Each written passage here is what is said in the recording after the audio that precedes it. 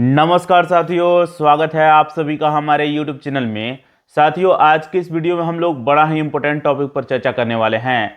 साथियों, आप सभी के जानकारी के लिए मैं बता दूं कि आज के इस वीडियो में हम लोग बात करने वाले हैं कि किस तरीके से हमारा पड़ोसी मुल्क जिसका नाम है चीन, वह अपने यहाँ कंडोम के दामों में इजाफा कर रहा है, यानी कंडोम को महंगा कर दिया है। दोस्तों, जब आप लोग यह जानिएगा और समझिएगा कि आखिरकार चीन अपने यहाँ कंडोम के दामों में क्यों इजाफा कर रहा है, तो आपके पैरों तले फिर जमीन खिसक जाएगा।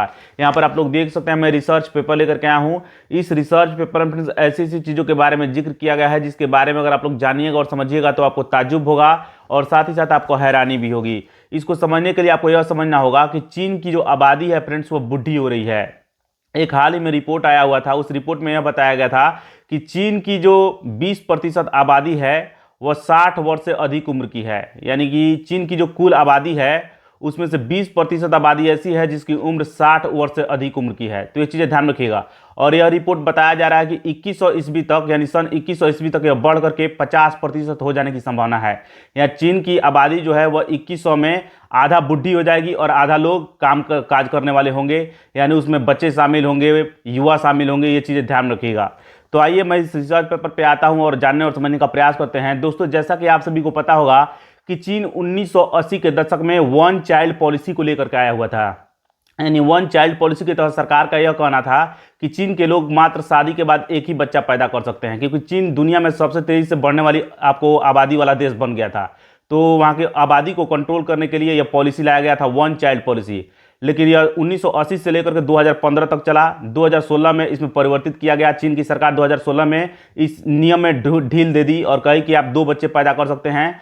फिर इसमें भी कुछ खास तरक्की देखने को नहीं मिली, कुछ सुधार देखने को नहीं मिला। तो 2021 में चीन की गवर्नमेंट वहाँ के लोगों को 3 बच्चे पैदा करने की अनुमति दे दी। लेकिन फिर भी वहाँ की जनसंख्या जो है काफ़ी तेज़ी से घटते जा रहा है। मतलब कि जितने बच्चे जन्म लेते हैं उससे ज़्यादा लोग मर जा रहे हैं। तो ये चीज़ ध्यान रखिएगा। आइए हम लोग बात करते हैं।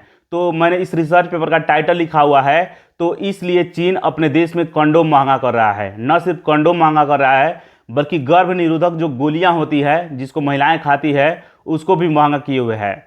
2025 के आंकड़ों के अनुसार कहा गया है कि मरने वालों की संख्या पैदा होने वाले बच्चों से ज़्यादा है। यानी ज़्यादा लोग मर रहे हैं, जितने बच्चे पैदा नहीं हो रहे हैं उससे ज़्यादा लोग मर जा रहे हैं चीन में। ध्यान रखिएगा, चीन बूढ़ा हो रहा है धीरे धीरे और कामकाजी आबादी जो है वहाँ की सिकुड़ रही है, जिसके चलते क्या होगा, स्वास्थ्य व पेंशन व सरकारी पर बोझ बढ़ेगा, सरकारी खर्च पर बोझ बढ़ेगा।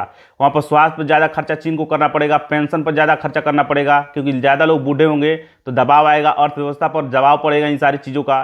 कंडोम महंगा करने के पीछे के कारण जान लीजिए, और गर्भ निरोधक गोलियाँ क्यों महंगी की जा रही है, तो मात्र एक कारण है, ताकि लोग जो है बिना कंडोम के सेक्स करें, यौन संबंध बनाएं और ज़्यादा से ज़्यादा बच्चे पैदा करें। यानी ज़्यादा बच्चे पैदा करने के लिए कंडोम को सरकार वहाँ की महंगी कर दी है। गर्भ निरोधक गोलियों की दवा जो होती है उनके दामों में इजाफा कर दिया है। जानकारी अच्छी लगी लाइक कीजिए। मिलेंगे नेक्स्ट वीडियो में। नमस्कार, धन्यवाद।